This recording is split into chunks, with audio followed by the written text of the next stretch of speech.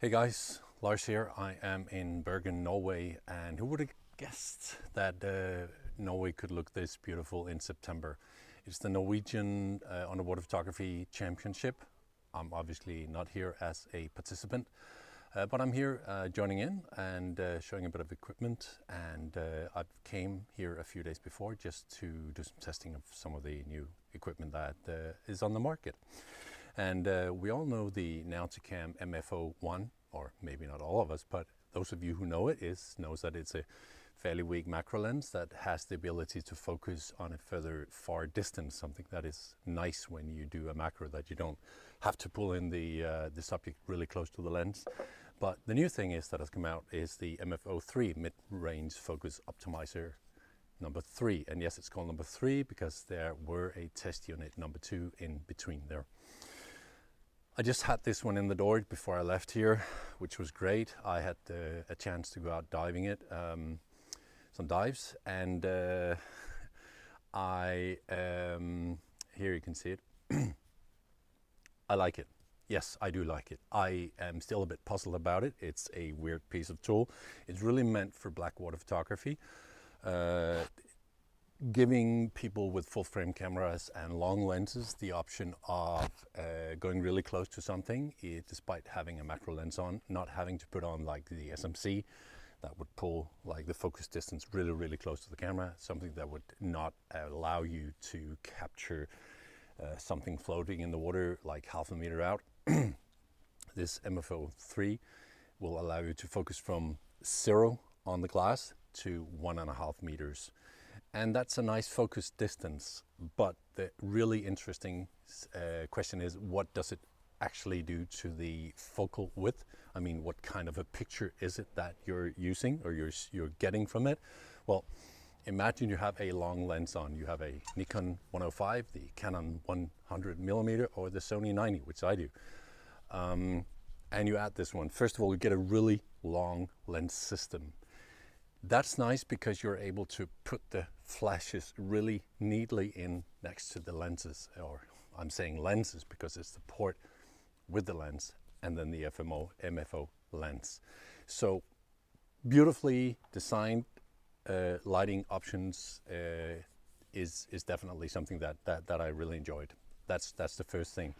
So the other thing is, when you get a macro lens this long, it's really easy to stick into something. I mean, you can find a subject sitting in there. It's always covered. It's really easy to get this one close. That was the second thing that I really liked about it. But then again, back to what kind of an image does this one actually produce? I don't really know what to tell you, because it's something like a close-up macro, as a close-up wide-angle shot. But it's more than that. It's not a wide angle. It is a wide picture. It will allow you to go really close and have a lot of image within the focus range, which is really nice, because if you have a mid-sized macro subject, you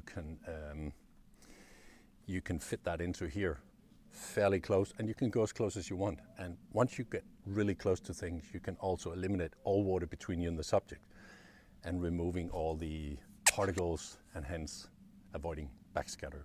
So I have come to experience that I get really clear pictures of this. I have also noticed that I get really sharp pictures to the edge. It's like a small wide angle image, really close, and a really sharp picture. The sharpness is fairly deep. It's not with very shallow depth of field. It actually has a long depth of field.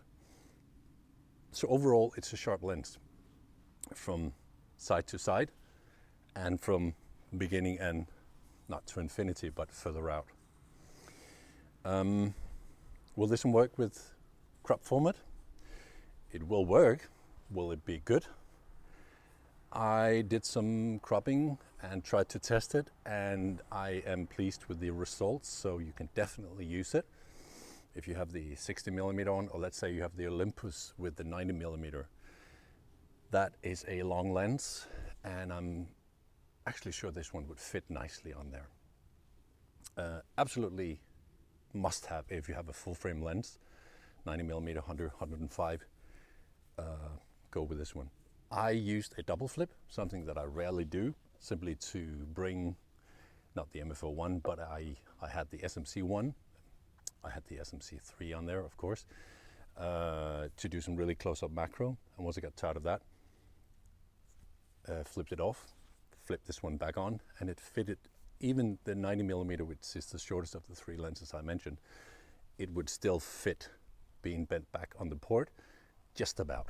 So that means it's out of the way. You can sneak in the lights, which is nice. What can I say about this lens that will make sure you don't buy it? What don't I like about it?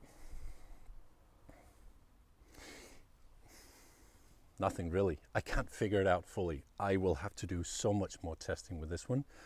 Obviously, I'm in Norway, different home field. Well, Norway is my second home, but I need to go back home and see what kind of images we do there that this will fit onto. And I'm gonna have to lend it to some of my friends. And luckily, I already sold it to a lot of good customers. So I will get a lot of feedback on it. And then hopefully I can have a chat with Alex Mustard about what his thoughts was when he decided to pitch the idea to Edward about producing this lens. So overall, it's a nice little interesting kit, and I've had so much interest on it. I've shown a lot of equipment here because I always bring a lot to show, to demo, and this has been the focus of attention, and I can see why. And many people have been asking me about it, and we have a lot of back orders on it even before it's starting to ship. So that's good. I'm sure, again, Nauticam has come out with a good tool that will be innovative for the underwater photography business. And if you get the chance of testing it, definitely do. You might figure it out before me.